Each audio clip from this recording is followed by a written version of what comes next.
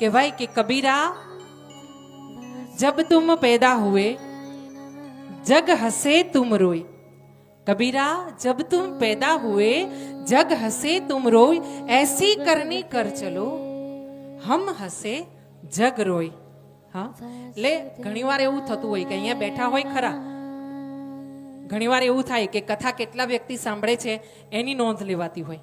હા, પણ હું તો એમ કહું છું કે કથા કેટલા વ્યક્તિ સાંભળે છે એની નહીં, કથા કેટલા વ્યક્તિને મગજમાં ઉતરી, માથામાં, હૃદયમાં ઉતરી એ ધ્યાન આપો. 1000 બેઠા હોય ને, પણ 1000 મોટા ભાગે મોટી કથાઓમાં ભંડારા હોય છે ને, ત્યારે ભંડારા માટે જ મોટા ભાગના આવતા હોય છે.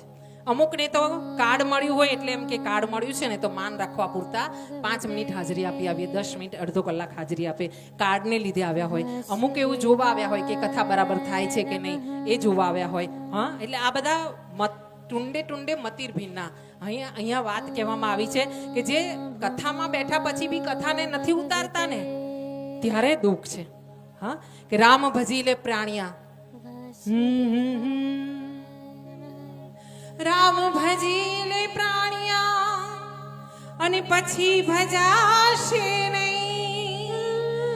અરે કાયા થાશે તારી ઝાંઝરી અને પછી બેઠું રેવાશે નહીં, પછી બેઠું રેવાશે નહીં. રામ ભજી લે પ્રાણિયા અને પછી ભજાશે નહીં. આ કાયા થાશે તારી ઝાંઝરી તો પછી આમ બેઠું રહેવાશે નહીં. પછી ખુરશીમાં પણ 2 છોકરાઓ હાથ પકડીને લઈ આવશે ને મંદિર સુધી તો ખુરશીમાં 3 કલાક, 2 કલાક, 1 કલાક નહીં બેસાય.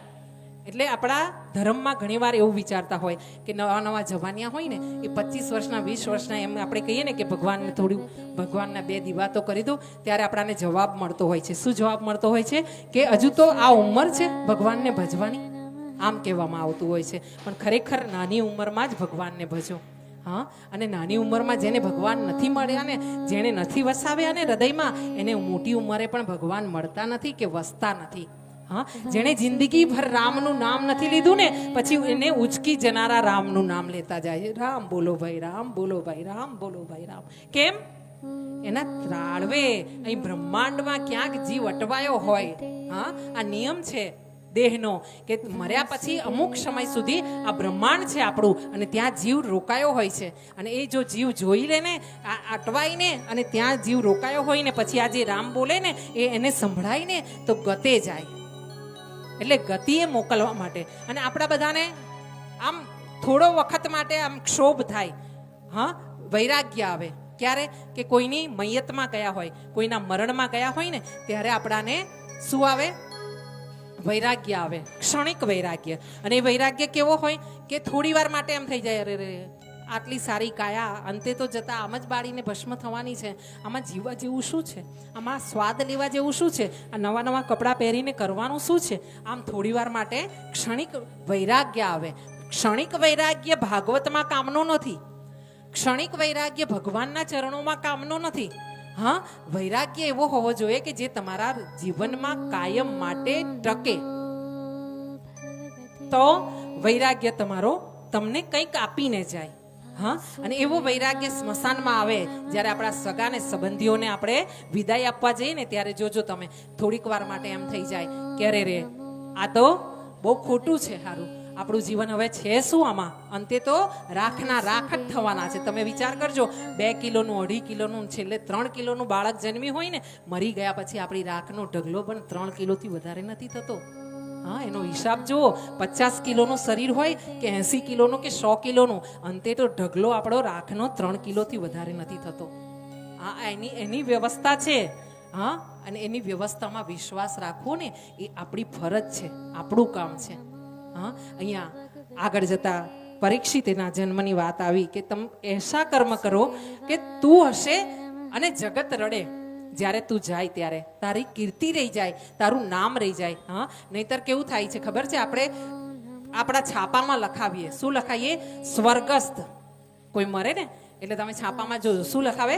સ્વર્ગસ્થ. અરે ભાઈ, આ તો ઘણા એવા વિચાર કરતા હોય, મરી ગયા હોય ને એની પાછળ બેસીને અનેક જણા વિચાર કરતા હોય આ તો જખ ગઈને જગા થઈ. હા, ઘણી વાર આવું વિચારતા મેં જોયા છે.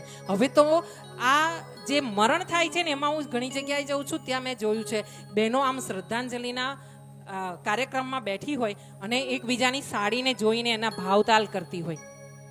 હા, મેં આવી રીતે જોયું છે. અને શ્રદ્ધાંજલિની જે કેસેટ વાગતી હોય કે ભજન થતા હોય ને એનાથી મોટો અવાજ તો બહેનોને ને ભાઈઓનો હોય. એટલી બધી વાતો થતી હોય. તારી સાસુ તો ખરી, હો અલી તારી સાસુ નથી આવી, તારી કાકી સાસુ તો આવી છે. આવી વાતો કરતા મેં જોઈ છે શ્રદ્ધાંજલિમાં. હું એમ કહું છું કે થોડી વાર માટે તો મરી ગયા છે એનો મલાજો તો રાખો, મોતનો તો મલાજો રાખો. તમારે પણ અને મારે પણ એક દિવસ આ જ રસ્તે જવાનું છે.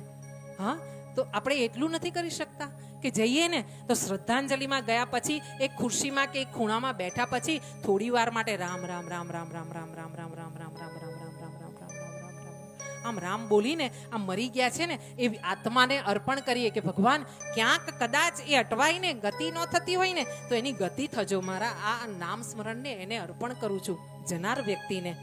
હા, પણ આવી સદબુદ્ધિ મેં ક્યાંય કોઈને જોઈ નથી. હા, બોલે કૃષ્ણ.